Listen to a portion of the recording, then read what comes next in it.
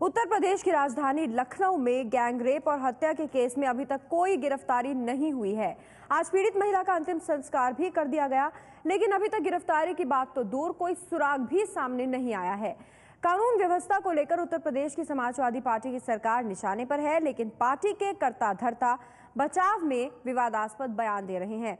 Samajwadi party के अध्यक्ष मुलायम सिंह यादव ने उत्तर प्रदेश में बढ़ते अपराध के सवाल पर कहा है कि 21 करोड़ की जनसंख्या वाले राज्य उत्तर प्रदेश में अपराध कम है। ये मुलायम सिंह यादव का बयान है।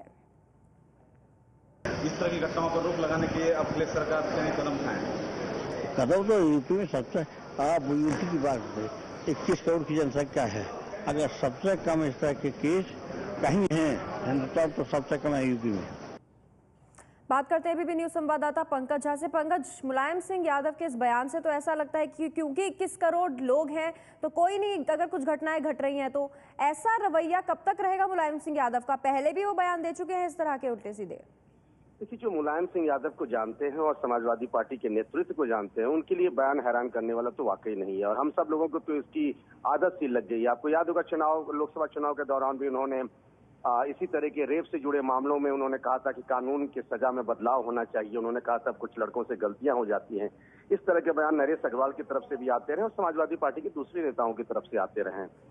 और यही चिंता की बात है कि यूपी में जब बड़ी बड़ी घटनाएं होती हैं, जैसे कि लखनऊ में घटना हुई है, इतनी दर्दनाक दिल्ली के रेप कांड जैसी घटना हुई है, उसमें जिस तरीके से आज उसका अंतिम संस्कार कर दिया गया है, तो अगर पार्टी का इतना बड़ा नेता, पार्टी का राष्ट्रीय अध्यक्ष अगर इस तरह की बात कहती है, तो यही बात पूरे पार्टी के छोटे दारोगा स्तर तक के पुलिस अधिकारियों में जाती है। और इसीलिए इस तरह की चीजें, घटनाएं होती हैं और पुलिस की कार्रवाई जो है वो कहीं दिखती नहीं है। लोगों का भरोसा जो है वो कम होता दिख रहा है यूपी के सरकार और यहाँ की पुलिस मशीनरी के इकबाल में।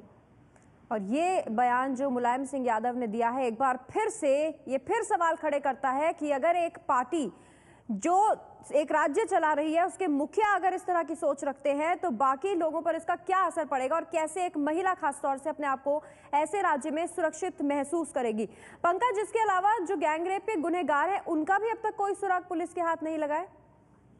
देखिए, इसमें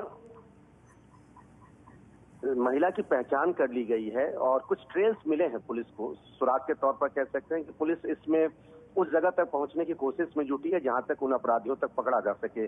फोन के सर्वेलेंस कॉल के आधार पर महिला को आखिरी बार किसने फोन करके बुलाया था, कौन लोग उससे हाल फिलहाल के दिनों में थे टच में, इन सब सारी चीजों के संपर्क में है। और पुलिस का दावा था कि कल शाम में ही इस मामले का खुलासा कर लिया जाएगा।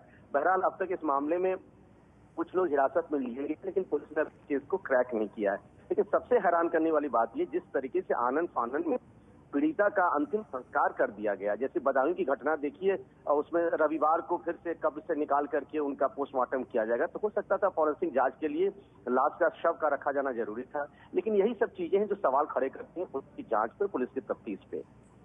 तो कहीं ना कहीं ये नीयत भी दर्शाती है कि पूरी 100% डेडिकेशन की कमी है उत्तर प्रदेश सरकार में, अखिलेश यादव सरकार में, और उनके पिता और समाजवादी पार्टी के अध्यक्ष मुलायम सिंह यादव इस तरह के विवादास्पद बयान देते रहे हैं। मुलायम के विवादास्पद बयान पर विरोधी हमला बोलते हुए उत्तर प्रदेश में कानून व्यवस्था पर सवाल खड़े कर रहे हैं।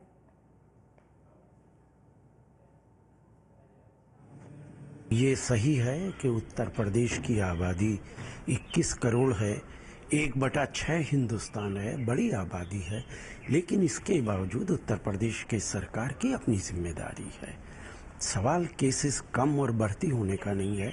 इस तरीके के केसेस पूरे हिंदुस्तान में होते हैं, लेकिन एक भी केस अगर कहीं होता है तो वो शर्मनाक है, और सरकार को कोशिश करनी चाहिए कि उसके प्रदेश के अंदर एक भी केस ऐसा ना हो पाए जिससे पूरे देश के अंदर गलत मैसेज जाए और महिलाओं के अंदर एक खौफ पैदा हो। मैं समझता हूं कि इस तरह की भाषा इस्तेमाल नहीं करनी चाहिए जिम्मेदार लोगों को, और इससे जो क्रिमिनल्स होते हैं उनको प्रोत्साहन मिलता है।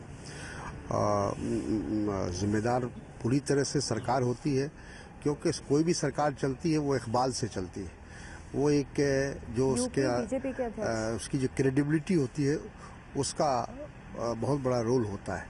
लेकिन जब लोगों के अंदर से डर और खौफ निकल जाए, उनको लगे कि अब प्रशासन उनके खिलाफ कोई कार्रवाई नहीं करेगा, तो फिर वो खुलेआम गुंडागर्दी उतारू हो जाते हैं। तो इसलिए सरकार के मंत्री हों या जिम्मेदार पदाधिकारी हों, उनको अपनी भाषा पर नियंत्रण रखना चाहिए। नेताजी ने जो कहा बिल्कुल जमीनी हकीकत है, और जो लखनऊ का कांड है उसको भी आप देख लें। जो स्टोरी आ रही है, वो महिला अपने किसी परिचित के साथ निकली, उसके बाद वो कांड हो गया, लोग आइडेंटिफाई हो गए हैं, सरकार उन पर कड़ा एक्शन करने जा रही है। अब सरकार का काम है कि अगर कोई क्राइम हो जाए तो उस पर कड़ा एक्शन करे। हमारी सरकार उस कड़ा एक्शन को करने जा रही है। नेताजी ने उस बात को सत्यता से जोड़ते हुए कहा है, जब समाज में ही लोग नहीं चीजों में किसी की मदद करने के लिए रुकना चाहते हैं, तो उन सब परिस्थितियों को देख के लोगों को सरकार पे आरोप लगाना चाहिए। और इस वक्त हमारे साथ जुड़ गए हैं उत्तर प्रदेश बीजेपी के अध्यक्ष लक्ष्मीकांत वाजपेयी।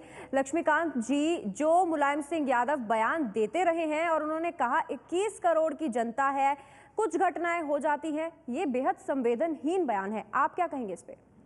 उनका ये बयान कि 21 करोड़ जनता और कुछ घटनाएं घट जाती हैं, मैं कुछ शब्द को उनका जवाब देना चाहता हूं माननीय मुलायम सिंह जी का, कि बदायूं रेप कांड 1 जून के बाद से लेकर कल तक 203 घटनाएं उत्तर प्रदेश में महिलाओं के साथ बलात्कार और दुराचार की है। ये कुछ है कुल।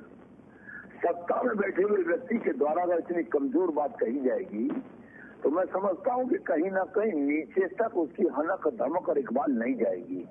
मेरा तो मत है कि सत्ता और विपक्ष के जितने बड़े कार्यकर्ता जिनके चेहरे पहचाने जाते हैं समाज में, उनको इन अपराधियों के विरुद्ध आक्रामक तेवर में बोलना चाहिए जी। और सत्ता को इस बात के लिए मजबूर करना चाहिए कि अपराधी अपराधी, उसका धर्म पंथ बिरादरी कोई भी हो, और उसके साथ ऐसे निपटा जाना चाहिए जो नजीर बन सके और भविष्य में इस प्रकार का क्राइम करने का कोई साहस न जुटा सके।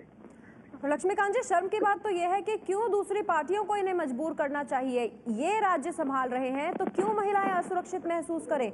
खुद से ये सवाल मन में आना चाहिए ना।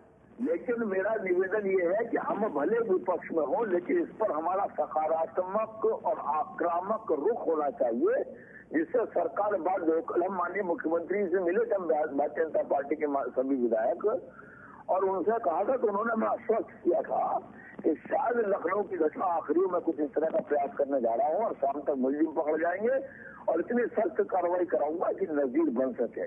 लेकिन एक निवेदन मैं आपके चैनल के माध्यम से सार्वजनिक करना चाहता हूँ। निर्भया कांड के बाद दिल्ली में जो भारत सरकार ने कानून बनाया, सख्त कानून बनाया, हम उसकी प्रशंसा करते हैं, लेकिन सख्त कानून में जो निचली कोर्ट में, फास्ट ट्रैक कोर्ट में मुकदमा तय हुआ, उसको हाई कोर्ट और सुप्रीम कोर्ट में जो अपील का अधिकार है, वहां पर भी अगर फास्ट ट्रैक कोर्ट के सिद्धांत के अनुसार कम समय में निर्णय नहीं होगा और अनावश्यक स्टे जैसी बात होगी इस अपराध के दंड पर, तो फिर निचली स्तर पर फास्ट ट्रैक कोर्ट का कोई अर्थ नहीं रह जाएगा। चलिए, दिल्ली में जो हुआ सो हुआ, लेकिन लक्ष्मीकांत जी, चिंता उत्तर प्रदेश की है, क्योंकि उत्तर प्रदेश में आप जो आंकड़ा, आपके मुताबिक आंकड़ा देखें तो 1 जून के बाद बदायूं रेप केस के बाद 203 ऐसी घटनाएं हो चुकी हैं, और मुलायम सिंह यादव ये कह रहे हैं कि कम है अपराध उत्तर प्रदेश में। उत्तर प्रदेश की राजधानी लखनऊ में सरकारी अस्पताल में काम करने वाली महिला को पहले अगवा किया गया, उसके साथ गैंगरेप किया गया और फिर बेरहमी से उसकी हत्या कर दी गई।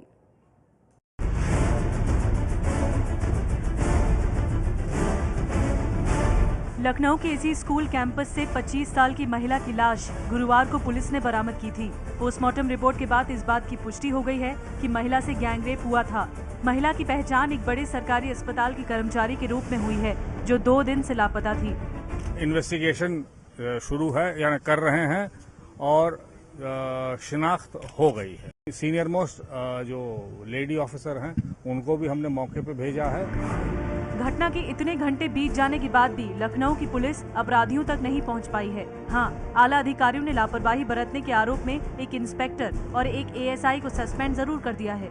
डीजीपी ने 3 सदस्यों की टीम बनाकर जांच के आदेश भी दे दिए हैं। कहीं ना कहीं बढ़ावा जो है वो राजनीतिक पार्टियों के लोग दे रहे हैं, इस किस्म की गलत बयानी करके कि लड़कों से गलतियां हो जाती हैं।